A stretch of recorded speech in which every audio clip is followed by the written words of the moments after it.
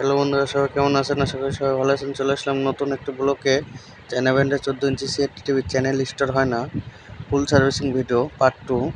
বন্ধুরা, আমরা টিভিটার back part খুলে নিচ্ছি এবং সার্কিটের কিছু কেবল আমরা খুলে নিচ্ছি, যেরকম এসি কেবল, টিকোজিন কেবল, মাইক কেবল আর সমস্ত কেবল আমাদের খোলা হয়ে গেছে। এখন আমরা সার্কিটটা উপর পৃষ্ঠে ঘুরে নিচ্ছি আর কাজটা শুরু করা যাক। চলেন বন্ধুরা, আমরা সর্বপ্রথম একটু ব্রাশটা দিয়ে ওয়াশ করে নিচ্ছি সার্কিটের অপর প্রান্তে।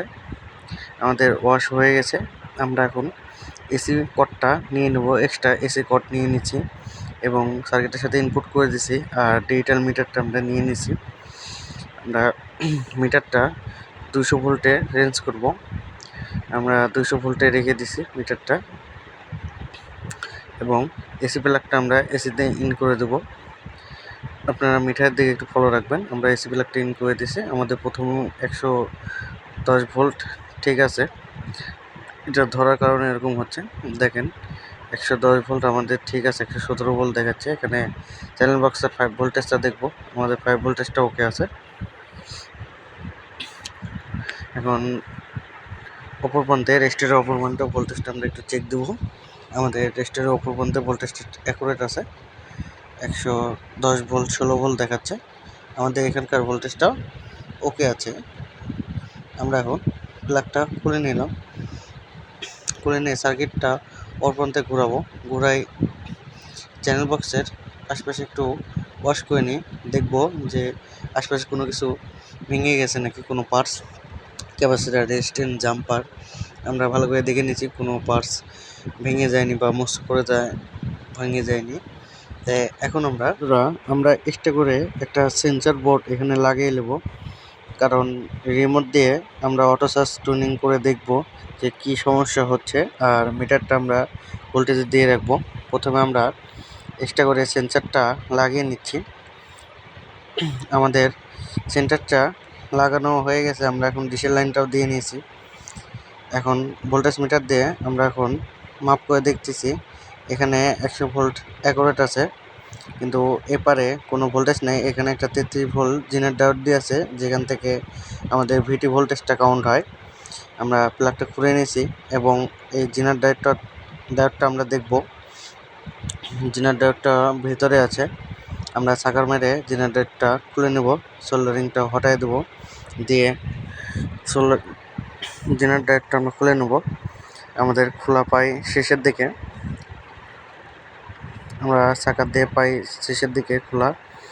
আমাদের জিনার ডায়োডটা খোলা হয়ে গেছে এবং অপর প্রান্ত থেকে আমরা একটা টুইজারের মাধ্যমে এটা বের করে নিয়ে আসবো। দেখেন জিনার ডায়োডটা ঠ্যাং মুচকে পড়ে একবারে ভেঙে গেছে। তাই জন্য এখানে 33 ভোল্ট কোনো কাউন্ট করতেছে না। এটা একটা টেনেস্টার ডায়োড বলে, 33 ভোল্টের। আমরা একটা নতুন নিয়ে নিছি, এটা এখন এখানে ইনস্টল করে দেবো।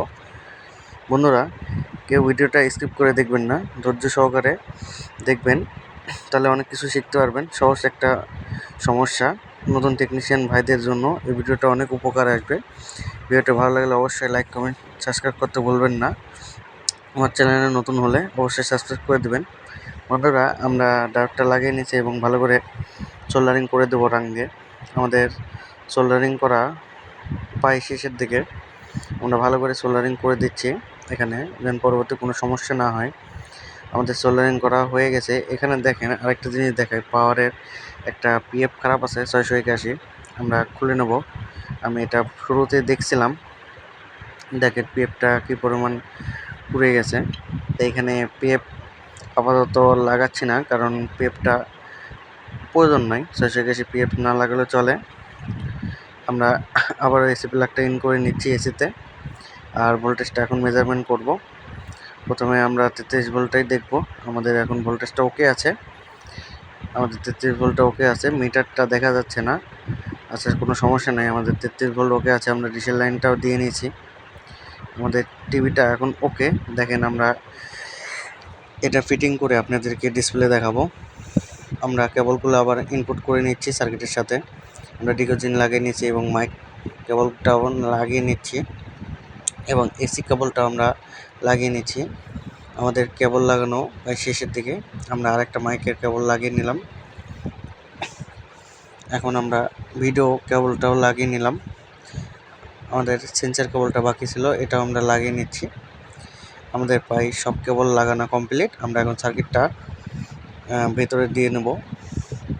আমরা ভেতরে দিয়ে নিয়েছি, সার্কিটটা আমাদের ভিতরে দিয়ে নেওয়া হয়ে গেছে। এখানে একটা তার বাড়তিছে কয়েলের, তাই আমি ছুটাই দিলাম। আমাদের সার্কিটটা এখন ভালোভাবে ভিতরে দিয়ে দেব।